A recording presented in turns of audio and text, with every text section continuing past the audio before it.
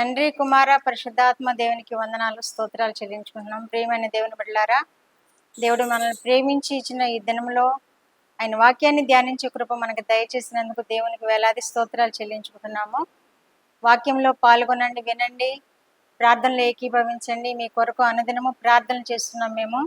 మీరు ఆశీర్వదింపబడాలని మేము ప్రార్థన చేస్తూ కోరుకుంటున్నాము. దేవుడు మనల్ని దీవించును గాక. ఇది నా వాక్య ధ్యానముగా యెషయా గ్రంథము 30వ అధ్యాయము 15వ వచనం చదువుకుందాం. ప్రభువును ఇశ్రాయేలు యొక్క పరిశుద్ధ దేవుడునగు యెహోవా ఇలాగు సెలవిచ్చుచున్నాడు, మీరు మరలి వచ్చి ఓరకుండుట వలన రక్షింపబడదరు. మీరు ఓరకుండి నమ్ముకునుట వలన మీకు బలము కలుగును. దేవుడి వాక్యం ద్వారా మనల్ని దీవించును గాక. ఆమేన్. ఈ వాక్యము ఇజ్రాయేలీలతో తెలియచేయబడుతుంది.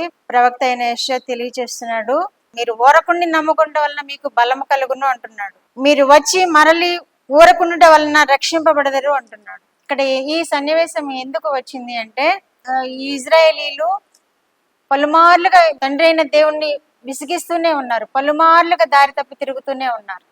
ఇక్కడ కూడా ఏం జరుగుతుంది అంటే, మళ్ళా ఐగుప్తుకి వెళ్ళాలని వీళ్ళు భావిస్తూ ఉన్నారు. మళ్ళీ ఐగుప్తుకు వెళ్ళిపోదామని భావిస్తూ ఉన్నప్పుడు దేవుడి మాటలు చెప్తున్నాడు. ఐగుప్తు నుండి బలమైనటువంటి కార్యాలు జరిగించి వెలుపలికి తీసుకుని వచ్చారు తండ్రి అయిన దేవుడు. అది వారు చూచారు, అద్భుతాలు, ఆశ్చర్య కార్యాలు చూచారు, మహాశ్చర్య కార్యాలు దారిలో చూచారు.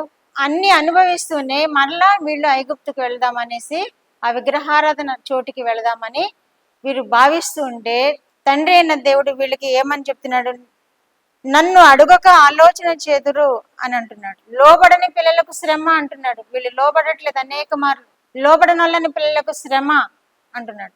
ఇంకా వాళ్ళు ఏం చేస్తున్నారంట, నన్ను అడుగకనే ఆలోచన చేదురు అంటున్నాడు. వారు నన్ను అడుగకనే ఆలోచన చేదురు. మనం ఆలోచన మనకి ఏమాత్రము ప్రయోజనకరంగా ఉండదు. దేవుని యొద్ద మన ఆలోచన పెట్టి దేవుణ్ణి మనం అడుగున్నప్పుడు దేవుడు తప్పకుండా మనకు సహాయము చేస్తాడు.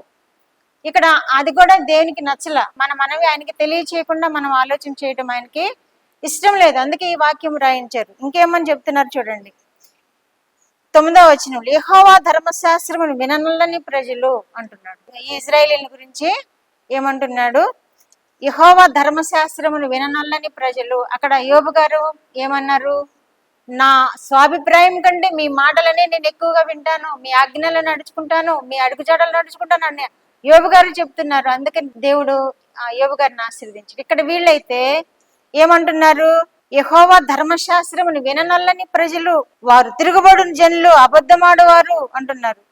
ఇంకేమంటున్నారు, ఎంత వాక్యములను మాతో ప్రవచింపుడి అంటున్నారు. వారి బోధకుల్ని, వాళ్ళ ప్రవక్తల్ని ఏమంటున్నారు, యుక్త వాక్యములనే మాతో బోధించుడి అంటున్నారు. ఎందుకంటే యెహోవా దేవుడు వారి కోపాన్ని, వారి ప్రవర్తనను బట్టి యెషయా ద్వారా, హిజ్కియా ద్వారా, ఇర్మియా ద్వారా హెచ్చరికలు చేసి పనిష్మెంట్ ఇచ్చిన వాక్యాలను మనం చూస్తున్నాం. అందుకే ఇక్కడ ఏమంటున్నారు, యుక్త వాక్యములనే మా కొరకు బోధించుడి అంటున్నారు. వారి సొంత మాటలు బోధించాలన్నమాట. దేవుడిచ్చిన మాటలు కాక వారి సొంత మాటలు బోధిస్తే వీళ్ళు సంతోషిస్తారన్నమాట. అట్లా మనం చేయకూడదని మన కోసం దేవుడి వాక్యాలు రాయించాడు. మృదువైన మాటలనే మాతో పలుకుడి అంటున్నాడు. మృదువైన మాటలు వారికి తెలియచేయాలంట, మాయా దర్శనం కనాలంట. ఇజ్రాయేల్ ఆలోచన ఇది. దేవునికి వ్యతిరేకంగా ఆలోచన చేస్తున్న ఈ విధానాన్ని దేవుడు ఏం చేస్తున్నాడంటే, మీరు అలా చెయ్యొద్దు, మళ్ళీ రండి, నా దగ్గర రండి, మీరు మరల వచ్చి ఊరుకుండ వలన రక్షింపబడదరు అంటున్నాడు. మనకు కూడా అవే విషయాలు తెలియజేస్తున్నాడు. మనం ఏమైతే దేవునికి ఆయాస్కరంగా నడుచుకుంటున్నామో అవన్నీ దేవుడు చూస్తున్నాడు. ఏమైతే ఆయాస్కరంగా మాట్లాడుతున్నామో అవన్నీ చూస్తున్నాడు.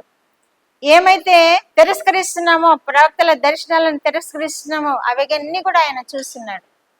కాబట్టి మీరు మరలి రండి, రక్షణ పొందండి అంటున్నాడు. మీరు ఓరకుండి నమ్మకుండ వలన మీకు బలము కలుగును అంటున్నాడు. మనం బలమైన బిడ్డలాగా లోకంలో దేవుని బిడ్డలాగా జీవించాలంటే ఓరకుండి ఆయన ఎదుట మనం నమ్ముకోవాలి. ఆయన మాటలను నమ్ముకోవాలి, ఆయన ఆజ్ఞల వెంబడి నడుచుకోవాలి. యోబు గారి వల్లే ఆయన అడుగు జాడల్లో నడుచుకోవాలి. మన స్వాభిప్రాయం కంటే దేవుని యొక్క అభిప్రాయాన్ని మనం గౌరవించాలి. అప్పుడు దేవుడు మన యందు సంతోషిస్తాడు, మనల్ని నిత్యరాజ్యానికి వారసులుగా చేస్తాడు. అట్టి కృప మనం అందరం పొందుకుందుము గాక. ఆమేన్. ప్రార్థన. మా దేవా, మా ప్రియ పరలోక ప్రభువా, మీ పరిశుద్ధ పాదములకు వందనాలు, స్తోత్రాలు నాయనా.